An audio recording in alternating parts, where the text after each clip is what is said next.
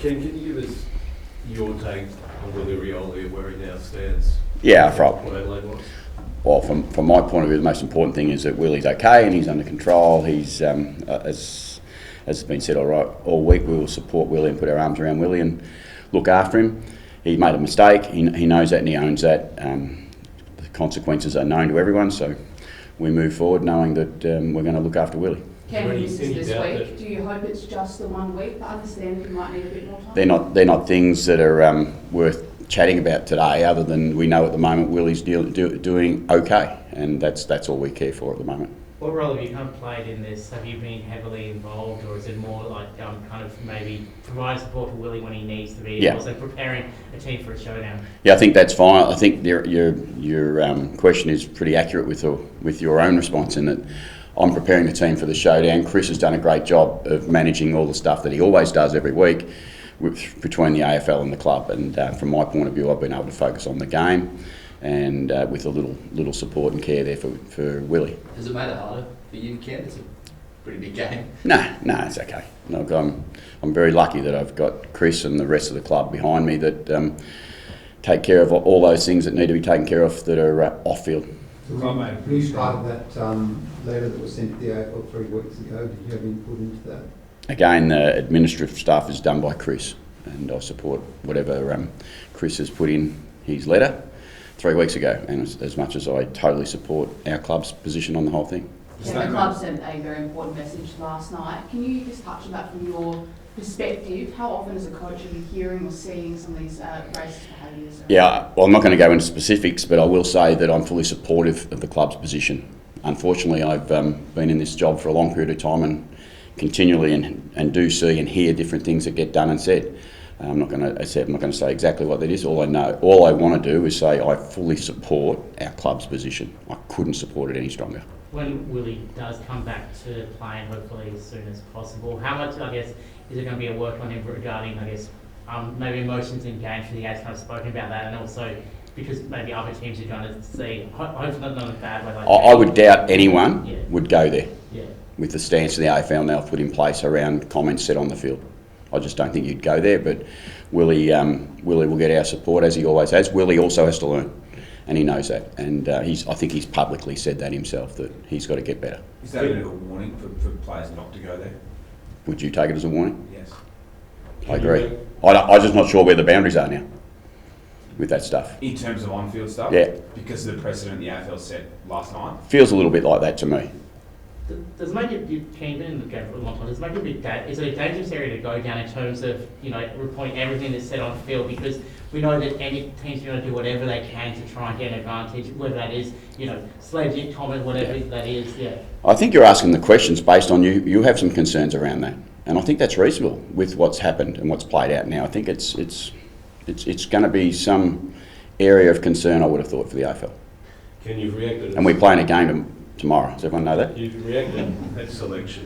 What was your thoughts as to making those changes? Because they are quite significant. Oh yeah, we need to make, our performance last week wasn't near where it needs to be, and we needed to make sure that we got ourselves in a position to perform this week. And your performance creates your opportunity and also gets taken away by your performance. And for our responsibility as coaches is to pick the side that we think is best capable to give us a chance tomorrow night to win the game. Sweets being Vicentini, was it purely because Sweets had it a bit difficult the past fortnight? Yeah, Sweety's been down for the last 3 or 4 weeks, and he knows that, and he's very, very honest. And Vicentini, who he thinks is a great young ruckman who's busting to get a go, and he's going to get a chance. And was Burton better placed than Zack Thatcher for a big role? Yeah, physically better placed. Yeah, definitely physically better placed. And I think Thatch, we're really happy with his progress and coming back, but he's still a little week or two away, I'd imagine, from being fully ready to play AFL football. Having said that, he's pretty keen to go. Was it harder to pull the lever on a 6-gamer in Dante in it being a showdown, or do you not let that? No, it doesn't worry me. Never has. Young people, if they're ready to play, we play them and we give them an opportunity. And Dante's played pretty well when he's played AFL footy. He's probably been ready to play a little bit more, and to Sweety's credit, he's been able to hold him at bay. I know how highly the club rates Dante, but what does this say about where Avan's at in his career? Oh, no different to Sweety. They're both they're both trying to get their form back. Dante has been in the best form of the two boys playing in the sample, so he gets the opportunity. Ivan has worked really hard with his knee and his back over the last 6 or 8 weeks, and he's getting himself back into a position where he's, again, a bit like Zack Thatcher, almost physically ready to have a crack at, I reckon. Who's this young 36-year-old debutant you've got in the sample? Yeah, it's Trav. It's interesting because of Trav's had his challenges this year, and look, the way Travis has handled everything over the last month's been incredible. Typical of Travis Boak. He knows that he needs to see how his body's going. His body's probably hurt him a fair bit over the start of this year, and we're very mindful of that. So in our decision making this week, it's around, mate, let's just manage your minutes. Let's get you through this game and see how it feels. Give your body a chance. We're hopeful, and Trav's very hopeful that he's the best he's felt for a little while. So. We're going to give him that chance to progress and hopefully get himself back into the AFL side quite quickly. It's so easy to say the Showdown takes care of the contested ball issue you've had in the past month. Yeah, and I think it's the game itself. Do you really need to do something there? I think it's a bit easy to say that, but then again, this game keeps showing different trends a little bit this year at the moment. I think I watched last night's game, the contested ball lost by Collingwood, the entries that Collingwood got away with kicking a winning score. The game says you've got to do parts of your game very, very well and give yourself a chance to win. We know some of the parts of our game are consistently pretty good. Contested ball this year has been a little bit off for us for large parts, but we still sit 4-4. So be all end all, I don't know. I'd certainly rather win the contested ball stat though. So how do you change it, or do you think this game does change it simply because of an attitude? No, I don't think this game in particular changes it. It's our awareness of our own issues that changes it, and that's what we've focused on again this week, that we need to make sure we're better in those areas of the game. That can sometimes come from free kicks, it can sometimes come from aerial contests, from stoppage work, it can come from work rate at different times. So there's lots of things that go into it. When it comes to Travis Boak and playing this handful, is there any kind of awkwardness in the way when you are looking at making that decision? Because you, I guess, didn't want to have with Tommy when he played a fair bit in there, a legend of the club. Is there any kind of awkwardness when you maybe putting them in the sample? No, not with Trav. I mean, Trav's, I don't like doing it. If I can't be honest, I actually, as a coach, don't like to have to do that and help with that. But this is a discussion that goes on between the coach and the player, which is two-way, very much two-way, and Trav's fully supportive. In fact, I can't thank him enough for the way he's managed himself this year, because he knows he hasn't had a great start to the season physically. His body hasn't been perfect, but he's the first one to come in and say, mate, it's okay, we can do whatever we need to do to give himself a chance, because he says he wants to play this year and he wants to play this year strongly. And he knows the best way to do that now is to build his preparation again. How hungry is Jed, given the players that you've brought in that position? He's almost been a bit forgotten man. How hungry is he to prove a point? Yeah, he had a hamstring about 4 weeks ago, I think it was now, and so he's been a bit unlucky not to be back and closer to it, but again, he's pretty hungry. He's a good way to put it. He's very hungry. He's a very reliable teammate. He turns up and works bloody hard all the time for everyone, so we look forward to getting him back out there. Your team's record in responding after heavy losses is quite good. Is there? I'd rather not. But is there enough, have you seen enough this week to say that what you've learned in the past about big defeats, you're doing it again this week? Yeah, well, I hope we are. I mean, you've got to go and do it. You said more often than not we do, so that's what I live in. I think we can be better than we were last week. We had a nice solid start the last week. We were then badly beaten in a unfamiliar territory that we just didn't cope well with. Typically we've been better than that, so I do support the boys to know that they'll be better than that. Have you been able to put the finger on the variation or the extreme variations of performance though? There have been quite a mix this year.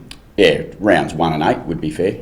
We've had really poor performances. We've played 2 really good teams in both those games, but most of the other 6 games, I think we've had moments in games like AFL football is where we've been able to be really strong for periods of the game, and then the opposition have been able to come back and battle. I think our win-loss record is pretty accurate of the way our season's been. It's sort of break even, and that's where we are at the moment. We're not being great. We haven't been terrible. Is it fair to say you don't feel this week, all the build-up, all the sideshow, is it a distraction to your group? No, I said that before. No, I don't have any problems with that. We know that our responsibility is to turn up in AFL football every week and give ourselves a chance to win each game, because we know how tight they are. Is that one of those things, though, that you might not know until the game's actually played, though? You don't actually know where a group's at until they've actually played the game? I think you can nearly say that about every game.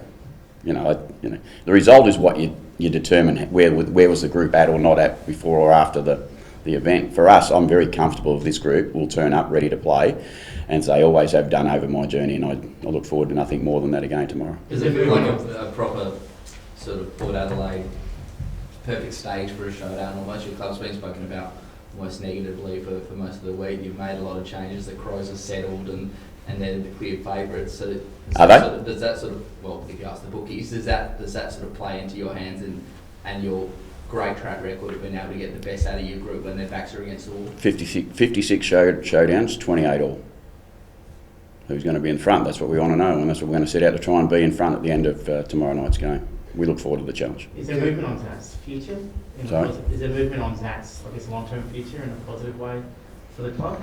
I think how do I answer? I think the movement on Zack's future is Zack has said himself, he's got a long time to go. I said this, I think last week maybe. He's got more time to go on his contract than he's just re-signed on. But I understand the fascination. But the reality is, Zack has always been and will continue to be for me the bloke who gives his absolute all for this footy club.